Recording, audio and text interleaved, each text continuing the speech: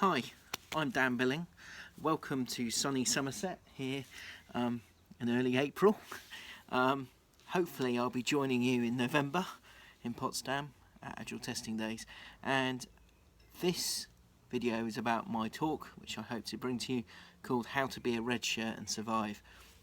Now, those of you that know Star Trek know that the Redshirts are the security officers on board the Enterprise. They protect the crew from harm and go into harm's way to help deal with problems that they find. But unfortunately, they're the guys and girls that tend to die first in an episode of Star Trek. So I want to flip that around. I want to talk about how we develop the security mindset. How we develop the security mindset in our teams, in individuals, in organisations, so that we can start including security testing in our day-to-day work without it being a massive headache, without it being the other thing that you need to do, without it being something special that happens at the end of a project when you have to bring in experts. I think it's something that all testers are capable of doing, certainly something that all developers should be involved in when they're coding, and everyone from the receptionist on your desk through to the CTO need to be involved at a security perspective. So it's important to align that thinking, align those mindsets, so that testing is done as a part of the day-to-day work rather than something extra at the end.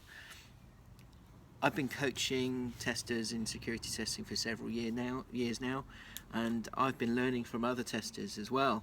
Our friends Bill Matthews and Santosh Tapad, I've been learning a lot from them in the past, and I've been also coaching testers and leading security testing in organisations. Now, I've been working at previously New Voice Media and now Medidata, and it's a huge challenge to protect customer and client data.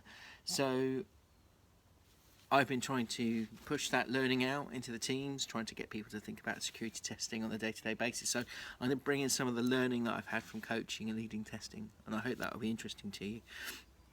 But then there's the bad stuff that happens.